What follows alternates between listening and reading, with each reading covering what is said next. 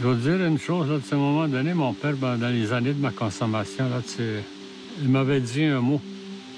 Il me disait, « What's que m'a dit? »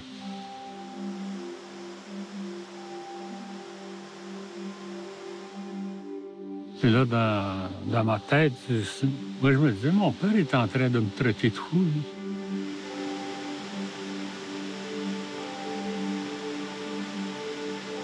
Et c'est seulement en 2007 que j'ai appris le sens de ce mot-là, « What's que m'a dit? » qui veut dire « reviens dans le cercle de la vie ». Mon père était déjà décédé, puis j'avais des émotions, puis j'aurais aimé ça que mon père soit là pour lui dire, pour lui faire mes excuses. Là, puis... Mais c'est de même que j'ai appris, à retourner dans le cercle de la vie.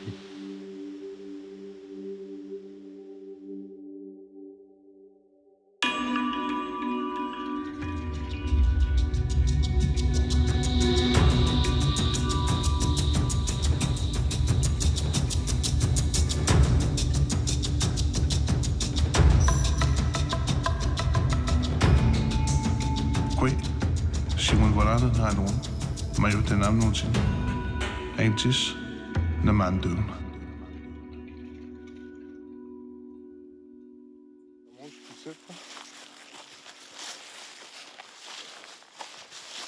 À ma naissance, ils m'ont donné un nom, Tikabèche. C'était ma grand-mère qui m'avait donné ce nom-là. Puis j'aimais beaucoup ce nom-là.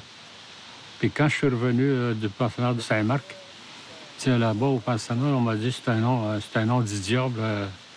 Tu ne devrais pas le porter. Tu ne devrais pas accepter ce nom-là. Puis quand je suis revenu, ma mère, en débarquant du train, me dit « Ah, Tikabèche est ici. » Et j'ai dit à ma mère, appelle-moi pas de même, c'est un nom du diable. Il voulait me prendre dans ses bras, je l'ai repoussé.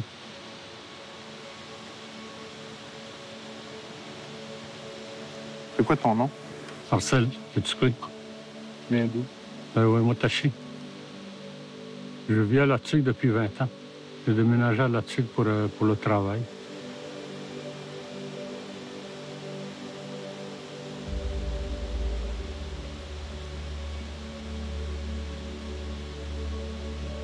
J'ai commencé très jeune à consommer, là. Puis j'ai arrêté à l'âge de 41 ans. On est rendu. Puis durant toutes ces années-là, Dieu, pour moi, c'était de la bullshit. Parce que quand je suis parti du pensionnat, j'ai dit à Dieu, là, toi, tu vas prendre le bord, puis laisse-moi vivre ma vie. Moi, le vivre comme je le veux. Puis quand je suis revenu à l'âge de 17 ans, quand j'ai lâché l'école, là, mon père m'a dit, là, on va t'apprendre d'autres choses.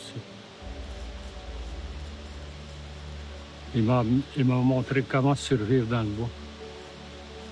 On n'emmenait pas de tente, on dormait à Belle Étoile, là, puis il me montrait comment j'allais faire construire mon abri. Même aussi, quand on partait en canot, là, ma mère qui s'assoyait en avant, puis mon père, lui, il s'assoyait en arrière pour gouverner le canot. C'était durant l'été, je leur avais demandé pourquoi ma mère s'assoit en avant, pourquoi il ne s'assoit pas en arrière, puis toi, papa, pourquoi tu ne t'assois pas en avant? Puis là, mon père, il m'avait dit, c'est parce que c'est comme ça. Ta mère, il va me dire où envoyer le canot pour pas frapper, pour pas rentrer dans un banc de sable ou donc pour pas embarquer sur une grosse roche. Puis ta mère aussi, c'est elle qui va m'indiquer où est-ce qu'on va préparer le dîner, où faire le feu. Negawi, en Inou, c'est maman, mais Nikawi, Nikan, en avant. Notawi, dans Notawi, il y a le mot Outat qui veut dire en arrière. Et au milieu, c'était l'enfant, Was. Pourquoi Was? Parce que c'est l'enfant qui tenait la lumière. Wastenman, la lumière.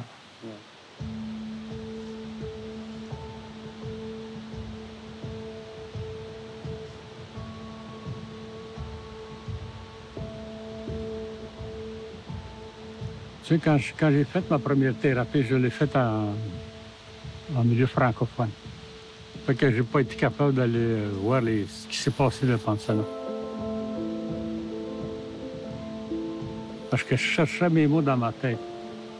Comment je vais faire pour me faire comprendre? Puis là, j'ai pas été capable d'aller voir ça. Puis en 2006, ben, j'ai fait une thérapie en milieu naturel avec nos cérémonies dans ma langue maternelle. Ben, ça a été très facile d'aller voir ça, ce qui s'est passé, de tout identifier les choses que j'avais vécues.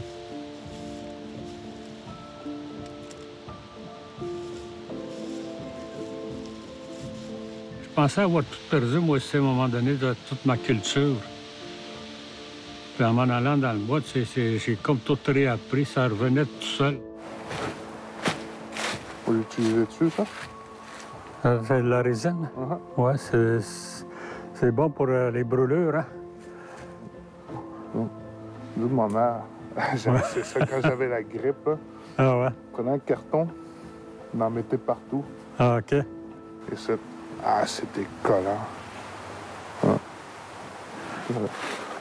J'enlève l'écorce, là, puis un bébé qui a des rougeurs aux fesses, là. Il réduit ça. En poudre, hein? Il réduit ça. Puis il met ça, puis ça. C'est pas là que c'est. Nous autres, c'est le bois mort. Ouais, ouais. Le bois pourri, là. Ouais, ouais. Tu passes ça dans le tamis, là. Ouais. Ça. Le petit enfant est un grand maître de la sagesse, simple et innocent, sans préjugés ni jugement. Il est l'amour inconditionnel. L'enfant aime tout simplement. Ce dernier est le symbole de la perfection. Si nous pouvions être comme lui, nous entrerions sûrement au paradis. Nos deux nations étant des nations de tradition orale, qu'est-ce que je pourrais dire? Pourquoi tu as choisi l'écriture? Parce que c'est une très belle façon de se donner la libération. Je me suis libéré aussi par rapport à ma consommation. L'écriture m'a beaucoup aidé. Enfant, j'ai marché dans leurs traces, accompagnant mon père et ma mère quand ils partaient pour la chasse ou la trappe. Puis un jour, je suis parti pour apprendre à lire, à écrire et à parler une autre langue. De retour auprès des miens, j'ai emprunté un chemin très tortueux, passant à travers de nombreuses souffrances et violences. Puis enfin, j'ai retrouvé et repris la voie tracée par mes ancêtres. Sur cette dernière, j'ai trouvé tout ce dont j'avais besoin pour évoluer dans la vie. Marcel, t'as écrit des romans, 2 romans, je crois. Ouais. Ça parle de quoi? Le premier, c'est Nibegyuan, qui veut dire « je reviens ». Je parle un peu des pensionnats. Il y a des poèmes dans ça aussi, là. Atchkouch, c'est le deuxième, c'est le titre de mon livre. Atchkouch, le pardon. Puis le deuxième, c'est plus comme un genre de conte. C'est que je suis retourné un peu dans mon passé, là. Puis Atchkouch, c'est un enfant qui vient des étoiles. Mais lui, il m'observait depuis longtemps, depuis ma naissance. Puis là, il me voyait souffrir, puis il demandait au Créateur, Créateur, je vais aller l'aider. Il est en train de souffrir. C'est mon grand-père, je l'ai choisi comme grand-père. Puis c'est à partir de là, je raconte un peu mon histoire là-dedans, là, mon vécu de consommateur, d'homme violent. Puis c'est seulement à 41 ans là, que je me suis aperçu que je m'étais trompé. Le Créateur était tout le temps avec moi. Malgré toutes les choses qui me sont arrivées, là, il y a sûrement quelqu'un qui me surveillait. En 93, je suis allé ici, en bas, Saint-Ouen. Je suis allé faire une thérapie de 28 jours. C'est là que j'ai comme réinstallé le Créateur dans ma vie. Il n'y a rien qu'un Créateur. Il n'y a rien qu'une énergie divine. Le Créateur, il parle. Le Créateur. Hein? Régler de fer.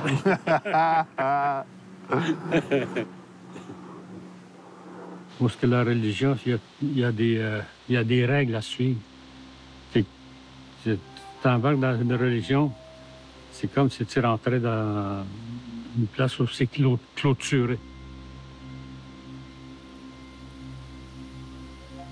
Le chemin rouge, c'est ce qu'on appelle aujourd'hui, des fois, il y en a qui appellent ça la spiritualité autochtone.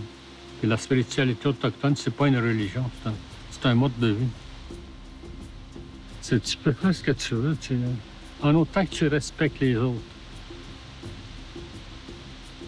La spiritualité autochtone, le mot respect, il est très présent. Des fois, on appelle ça les 7 enseignements, les 7 grands-pères. C'est comme le courage, la sagesse, le respect, l'humilité, la compassion, la vérité, tout ça. Mais on peut en mettre plus que 7, ça dépend de la personne. Et c'est ça que j'aime dans ça, là, tu sais. Je me sens libre, mais j'oublie jamais personne. Le mot prier, c'est comme, s'il vous plaît, tu sais, je vous en prie. Mais on prie pas. En Innu, je vais dire des miennes, qui veut dire je parle à mon Créateur, je parle à lui, j'y demande rien. Parce que si j'y demande, il va me le donner. Si je demande de la force, il va me donner de la force, mais il va me faire vivre des affaires avant d'avoir la force. Il faut faire attention à ce qu'on dit ou qu'on demande au Créateur. Parce qu'il te le donne, mais tu payes.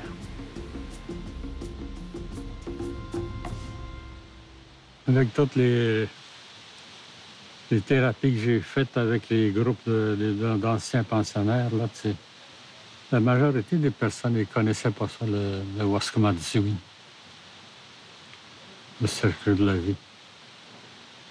Puis plusieurs personnes ils ont dit la même chose que quand j'ai dit à mon père qu'il est en train de me traiter de fou.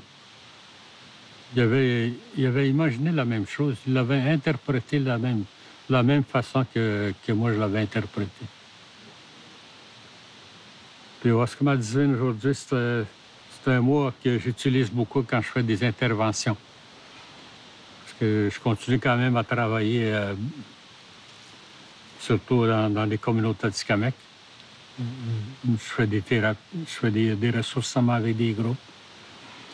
Fait que, on travaille avec ça, le cercle de la vie, Waskamatsui. Les 4 directions, les quatre couleurs, les 4 nations, là, tu sais, les quatre races, je veux dire. Tu sais, on leur explique ça, là, puis... C'est quoi les 4 races?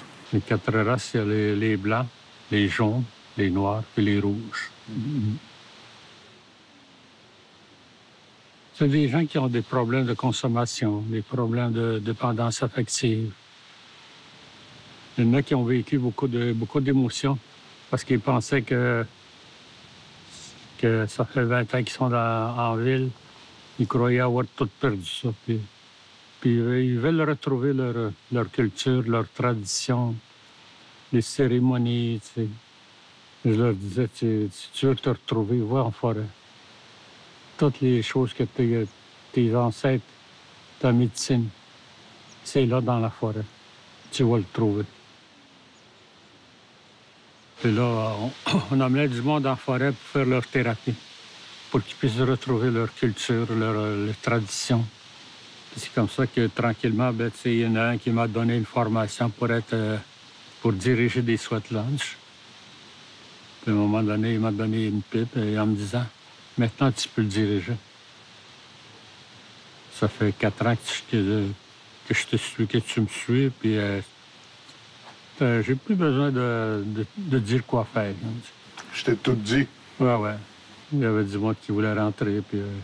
Mais lui, il avait rentré avec moi en disant « Moi, je vais être là seulement comme participant. » Pour me guérir. Ouais.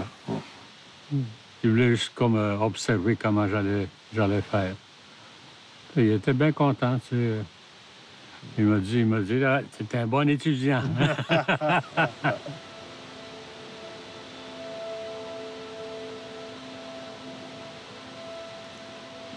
Malheureusement, je sais pas écrire ma langue maternelle. Je commence seulement depuis quelques années. Puis, c'est mes petits-enfants qui me l'enseignent.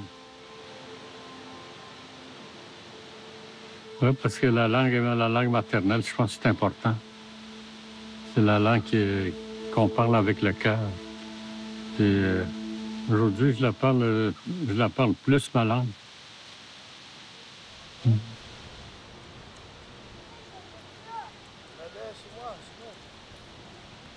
Moi aussi, aujourd'hui, je suis en admiration envers les jeunes Atikamekw qui parlent la langue encore, puis qui écrivent la langue. Je trouve ça merveilleux.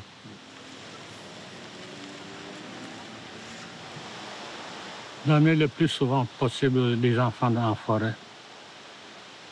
Pas seulement dans les semaines culturelles, mais le plus souvent possible.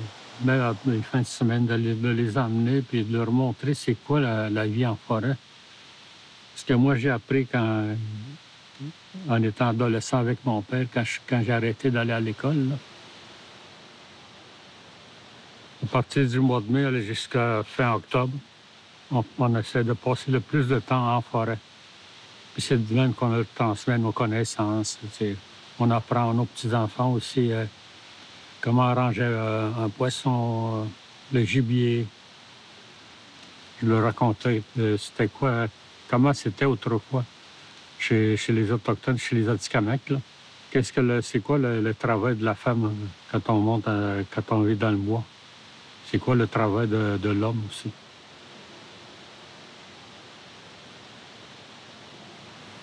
J'ai eu la chance de naître avec une soif de savoir. Aujourd'hui, je ne connais pas tout encore. Comme nous autres, c'est le caribou beaucoup, mais je ne connais pas tout ce qu'il y a à savoir sur le caribou. Mais j'étais un de ces chanceux qui avait cette soif d'apprendre. Est-ce que tes petits-enfants ou tes enfants toi-même avaient aussi cette soif-là? Est-ce que tu te sens obligé d'aller les chercher puis les amener au camp où eux-mêmes vont venir écouter, dont tu travailles, toi et ta femme, vous travaillez les médecines, puis ils viennent voir, puis posent leurs questions? Oui, au début, c'était un peu difficile, parce qu'ils étaient jeunes, nos petits-enfants, dans ce temps-là. C'était difficile de les emmener dans le bois. On était obligé de les embarquer de force dans notre véhicule, là. Mais un coup rendu dans le bois, là, c'est comme s'ils avaient déjà... s'ils avaient grandi là.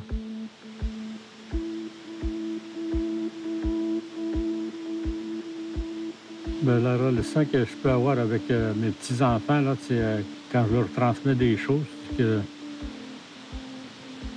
ils ne l'appliqueront pas tout de suite, pas ça. Mais c'est rentré dans la tête. Au bout de quelques années, des fois, là, ils reviennent me voir. Hey, Mouchon, tu t'en souviens-tu quand tu m'avais dit ça? Là, j'aimerais ça le revivre avec toi.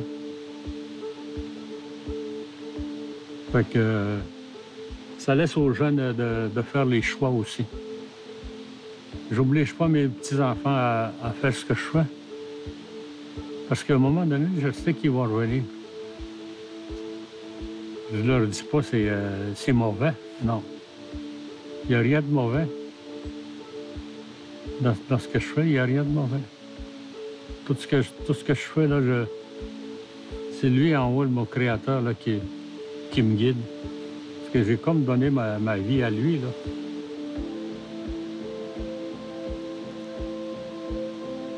Et j'encourage les jeunes, mais de ne pas oublier leur culture, leur langue, surtout la langue. Puis que ce soit Innu, Atikamekw, Algonquin, là, je pense que c'est très important, la langue maternelle. La langue fait partie de notre culture, de nos traditions.